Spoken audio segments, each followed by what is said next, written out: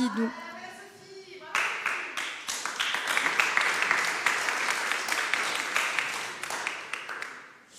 Donc Sophie, comme je suis mal organisée, j'ai tout noté sur mon téléphone. Non, c'est pas ça, c'est ma préparation d'échange. Donc Sophie Desormières, qui est Chief Growth Officer et membre du comité exécutif d'Aliaxis. Et je vous demande 1 minute, Sophie, parce que je suis vraiment mauvaise élève. Et c'est bon. Vous voyez ces jeunes là avec leur téléphone. Déjà, est-ce que vous m'entendez? Est-ce qu'on vous entend? Très bien. Bon. Hop là. Et voilà. Tac. Ma pièce jointe. La jeunesse. Je vais prendre mon cahier, comme ça on va croire que j'ai tout noté à la main. Merci Sophie d'être parmi nous, de nous accorder du temps. J'ai plein de questions pour vous et la première va être... vous êtes industriel, leader dans le transport de l'eau. Quelle est votre perspective sur la crise de l'eau actuelle? Pourquoi pensez-vous que l'eau et cet enjeu concernent l'ensemble de la société? Merci Anaïs, bonjour à tous. J'espère que vous m'entendez bien. C'est vraiment un plaisir de pouvoir être connecté avec vous et toute cette assemblée que je ne vois pas mais que je salue. Alors, concernant votre question, la crise de l'eau, c'est un enjeu pressant et c'est un enjeu mondial. On le voit aujourd'hui tout autour de nous et je suis sûre que ça a été un sujet que vous avez adressé tout au long de la journée. Et je voudrais revenir sur quelques données, si elles n'ont pas été partagées, mais selon les Nations Unies, environ 2 milliards de personnes vivent déjà dans des régions souffrant de stress hydrique, voire même, on l'a vu en Caroline du Nord, d'eau qui est mal gérée et qui crée et qui dévaste énormément de choses. Et ce chiffre ne cesse d'augmenter. Donc, ce qui veut dire que d'ici 2025, nous pourrions attendre un chiffre de 1,8 milliard de personnes confrontées à une pénurie sévère d'eau. Les conséquences de cette crise, et on parle bien de crise, sont de plus multiples, avec des répercussions sur la qualité de la vie, sur l'économie et sur la santé. Bon, et c'est pas seulement un problème des pays en développement, mais c'est aussi un problème des pays industrialisés. Et je crois que c'est important aussi de le mentionner. Et donc cette crise touche en fait toute la chaîne de valeur de l'eau, chaque maillon de cette chaîne de valeur, chaque partie prenante, du captage au traitement, à la distribution, à la gestion, et bien sûr jusqu'à la réglementation qui va devenir, je crois, un vrai sujet. Et ça présente pour moi des défis uniques, nous obligeant à revoir notre approche de l'eau, comment on la gère, comment on la traite. Autrefois, c'était considéré comme une ressource qui était très abondante et qui était très bon marché. D'ailleurs, elle l'est encore, peut-être pour combien de temps, on peut se poser la question. Et l'eau devient tout à coup et de plus en plus rare. Et pour moi, il est essentiel de la traiter comme une ressource stratégique où chaque acteur, chaque entreprise, chaque gouvernement, chaque citoyen a un rôle à jouer et chacun à son niveau. Merci beaucoup. Je rebondis sur ce que vous venez de dire. Vous dites que c'est une ressource stratégique. Qu'est-ce que cela signifie concrètement pour vous, ressource stratégique? Et finalement, quelles seraient les implications pour chaque acteur de la société dont vous venez de parler? Alors, par ressource stratégique, j'entends plusieurs choses. J'entends que l'eau doit être considérée comme un atout essentiel, à la fois pour notre développement économique et pour notre bien-être collectif. Donc, cela implique que l'accès à l'eau ne doit jamais être considéré comme un acquis, que chaque goutte compte et que ce soit pour notre alimentation, notre santé ou notre environnement. Je l'ai d'autant plus vécu que j'ai été amenée à être CEO de notre activité en Inde pendant 4 ou 5 mois et je peux vous dire que l'accès à l'eau, c'est pas considéré comme un acquis dans ce pays. Donc, pour les entreprises consommatrices d'eau, cela implique aussi, par exemple, de réinventer leurs processus, d'investir dans des technologies de recyclage. Et chez Aliaxis, on le fait de façon très ciblée et très stratégique. Et aussi investir dans sa réutilisation. Et n'utiliser de l'eau potable que lorsque cela est strictement nécessaire. Et on utilise beaucoup d'eau potable dans des cas où cela n'est pas forcément nécessaire aujourd'hui. Donc pour les gouvernements, ça nécessite aussi de créer des réglementations, d'investir dans des infrastructures durables, pour garantir un accès équitable et qui est fiable. Les citoyens, parce qu'on est tous partie prenante, doivent aussi modifier leur comportement. Ils doivent devenir conscients de leur consommation, participer à des initiatives de conservation et soutenir des politiques de gestion qui, pour moi, doivent être des politiques de gestion durable. Ça nécessite une véritable transformation. Et c'est là d'où vient la difficulté, parce que c'est une véritable transformation à tous les niveaux. Car la crise de l'eau est un enjeu de société, il est un enjeu de solidarité, il est un enjeu de responsabilité partagée. Et les industriels comme Aliaxis ou comme d'autres sont les premiers à devoir se pencher sur le sujet. Bon, moi, je crois que pour s'en convaincre, et pour finir sur cette question, il suffit que chacun de nous prenne un instant pour imaginer un monde où l'accès à l'eau serait limité. Une fois ce scénario en tête, il devient évident que nous devons tous nous mobiliser pour préserver ces ressources. Cette ressource, elle est clé. Cette ressource, elle permet de nous construire l'avenir. Elle permet de préserver des communautés. Elle permet de nous faire et nous amener à être plus résilients et plus durables. C'est en ça que je trouve que c'est vraiment une ressource stratégique. Merci beaucoup. Votre groupe est un acteur industriel, un acteur majeur dans le transport de l'eau. Comment est-ce que vous vous inscrivez dans cette dynamique ? Alors, nous, on a un groupe de 4 milliards aujourd'hui qui n'est pas coté, qui est détenu par une famille belge. Et on est malgré tout un acteur clé sur la chaîne de valeur de l'eau. On a un rôle crucial à jouer dans la dynamique de sa préservation, de sa gestion. Et pour Aliaxis, qui est présent dans 40 géographies, donc ça veut dire qu'on a une couverture de la Nouvelle-Zélande en passant par le Costa Rica, l'Europe, la France, l'Italie, les États-Unis, le Canada. Enfin, je ne vais pas tous les citer, mais 40, c'est important. Ça veut dire que notre présence est très, très globale. L'innovation constitue un vrai levier fondamental déjà de notre engagement, et elle nous permet de répondre aux défis croissants liés à l'eau. Alors, comment on s'y prend ? Donc, on adopte une approche qui est très diversifiée et qui combine des stratégies dans les constructions pour les buildings, dans les infrastructures. On a des expertises qui sont très, très variées, de simulation, d'intelligence artificielle, mais aussi d'experts en formulation pour les matériaux, d'experts en qualité de l'eau. Bon, ça se traduit par des investissements qui sont très significatifs dans nos 3 centres de recherche et de développement. Donc, on en a un qui est situé au Canada. On en a un qui est situé en Inde, à Bangalore, où là, on peut penser à toute la digitalisation de ces technologies. On en a un en France, à Elancourt, que je vous invite à visiter. Dans ce cadre, nous déployons des équipements de pointe pour concevoir des solutions innovantes et qui deviennent de vraies solutions pour nos clients et pour les clients de nos clients.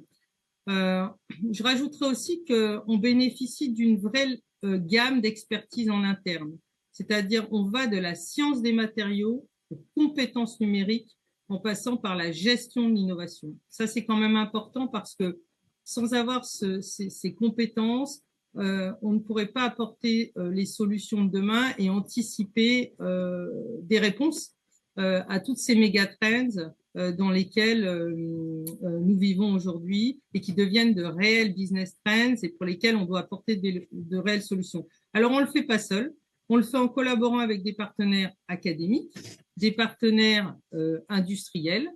On a enrichi aussi tout cela de notre expertise et on accélère les processus d'innovation. Parce que ce qui est important avec ce qui est en train de se passer, c'est vraiment d'accélérer. C'est accélérer nos mises sur le marché, c'est accélérer nos réponses. On a également investi dans des startups technologiques. Ça, c'est notre Aliaxis Next Hub. Et on renforce ainsi notre capacité à proposer les solutions qui sont intégrées ou complémentaires à nos offres. Donc, on a 75% de nos produits qui sont liés à la distribution, au traitement et au stockage de l'eau. Nous avons une compréhension qui est, on peut dire, approfondie des défis auxquels nos clients sont confrontés. On est très proche de nos clients et du service à nos clients. Ça nous permet de développer des produits et des solutions qui sont très personnalisées, qui sont adaptés à divers contextes régionaux et sectorielles. Sectorielles dans l'infrastructure, dans le building, dans l'agriculture. Par exemple, dans les secteurs de la santé, on collabore avec les hôpitaux pour lutter contre les biofilms, un contaminant de l'eau qui peut avoir des conséquences graves pour les patients. En Inde, on développe des systèmes intégrés dans la collecte et le stockage de l'eau de pluie. Ça aide les communautés à mieux gérer leurs ressources en eau et augmenter leur autonomie en eau pendant les saisons sèches, parce qu'il y a des saisons qui sont très, très sèches. De plus, notre participation à des consortiums tels que 50 litres Home, 50 litres Home ou Solar Impulse, ça nous aligne sur des tendances durables et des initiatives globales et qui en même temps répondent à des équations économiques, parce que ça peut pas être que durable, ça doit être aussi économiquement viable. Et toutes ces collaborations nous permettent d'échanger des connaissances, de partager des bonnes pratiques en contribuant à des solutions qui favorisent une utilisation responsable de l'eau. Donc voilà comment je répondrai à l'engagement d'Aliaxis comme un leader mondial qui a une couverture, comme vous l'avez compris, qui est très, très internationale. Merci beaucoup. Vous parlez finalement beaucoup d'autres acteurs, donc peut-être des parties prenantes. Quelles sont vos attentes à l'égard de ces parties prenantes? Et si on devait se limiter à 3 actions prioritaires, quelles seraient-elles? Alors, Anaïs, pour développer des technologies qui sont efficaces pour la distribution, je crois, le traitement et le stockage de l'eau. Donc ça, ce sont vraiment nos terrains de jeu. Le soutien des gouvernements est crucial. Il y a 3 actions qui, pour moi, sont prioritaires. La première action, c'est le financement des infrastructures. Je crois que ça a été dit dans une session précédente. Environ 70% des infrastructures mondiales actuelles sont obsolètes et nécessitent une rénovation urgente. Pour moi, il est essentiel d'investir dans le transport et la maintenance des réseaux. Parce que si on n'investit pas pour réduire les pertes dues aux fuites, on a déjà un très très gros manque à gagner. Donc, selon le rapport mondial des Nations Unies, il faudrait investir 1,7 trillion de dollars par an d'ici 2030. Vous vous rendez compte? Pour répondre aux besoins en infrastructure d'eau. Alors, pour moi, les solutions, elles existent, on les a, mais les gouvernements doivent faciliter ce type d'investissement. Vous savez, c'est un peu comme dans l'automobile. On a favorisé l'évolution et l'introduction des véhicules électriques. Ben, ce qui va se passer bientôt, c'est qu'on va devoir favoriser l'évolution et l'introduction de nouvelles infrastructures pour répondre à toutes ces fuites et à toute cette situation de façon à préserver l'eau. Ça, c'est le premier point, le financement. Le deuxième, c'est l'accompagnement à l'innovation. Les pouvoirs publics doivent créer un environnement propice à l'innovation.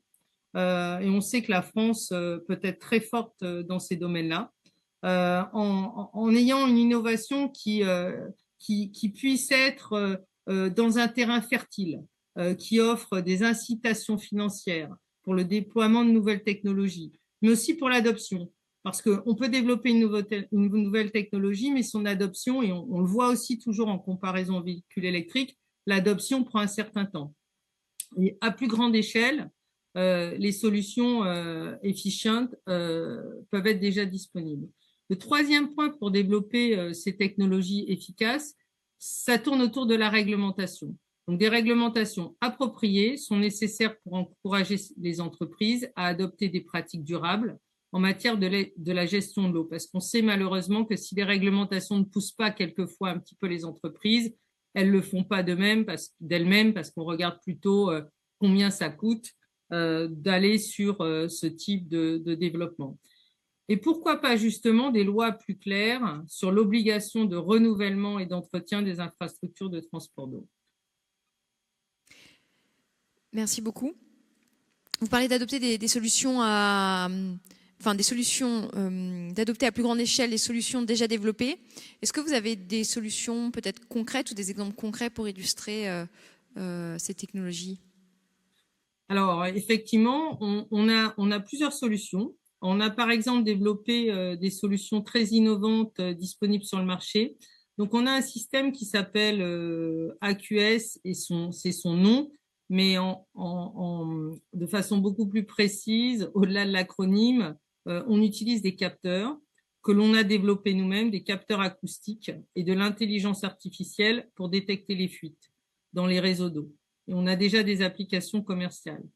Cette technologie, elle a déjà permis d'économiser plus de 50 milliards de litres d'eau potable. On l'a co-construit en écosystème avec une start-up dans laquelle on a investi et qui est détenue par Aliaxis, une start-up israélienne. Et imaginez l'impact si cette technologie était adoptée à beaucoup plus grande échelle.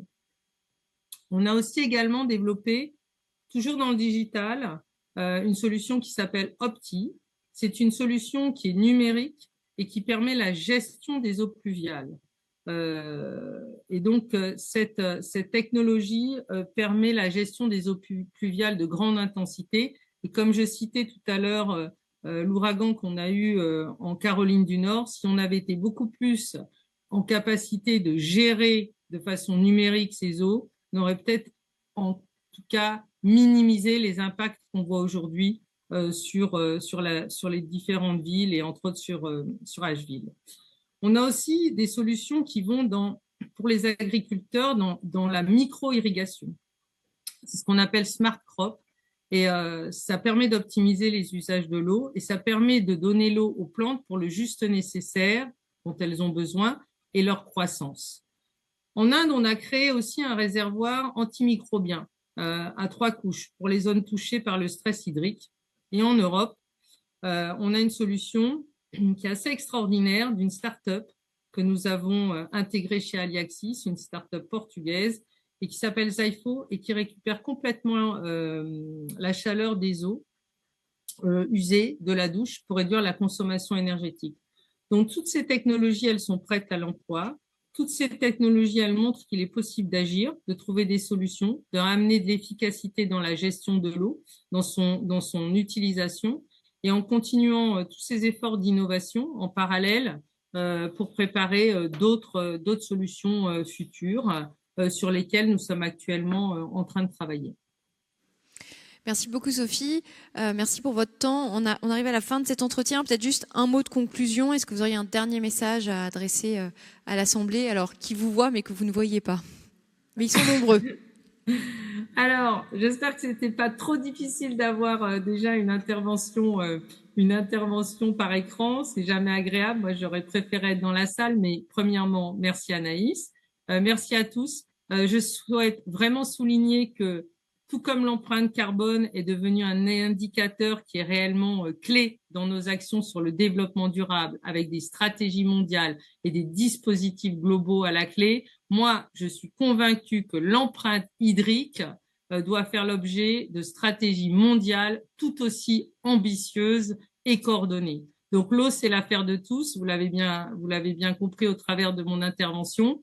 Il est crucial que nous agissions collectivement, autant industriels que personnels, avec l'appui des politiques publiques et avec les plans zéro carbone, on a un modèle d'action que nous pouvons challenger et améliorer pour accélérer les décisions. Moi, je dis qu'on doit avoir aussi un plan zéro gaspille de l'eau. Donc, je ne l'ai pas encore nommé, mais je l'appellerai comme ça pour ma conclusion. Donc, concentrons nos efforts pour conserver vers des solutions durables. L'enjeu est de taille, je sais, mais la crise de l'eau, elle est sans doute l'un des plus grands défis de notre époque. Et on a tous envie que nos futures générations en bénéficient. Et pour moi, il est impératif d'agir maintenant et anticiper les scénarios de demain. Donc, travailler en écosystème, en collaboration tout au long de la chaîne de valeur avec nos fournisseurs, nos clients et être vraiment partie prenante, c'est vraiment l'engagement d'Aliaxis. Aller vers des écosystèmes qui vont amener encore plus de solutions sur cette problématique mondiale. Et ça serait mon mot de conclusion, Anaïs. Merci beaucoup, merci Sophie d'avoir. Je sais que vous avez quitté une réunion pour nous rejoindre, donc merci encore pour votre temps et votre disponibilité. Et puis à bientôt.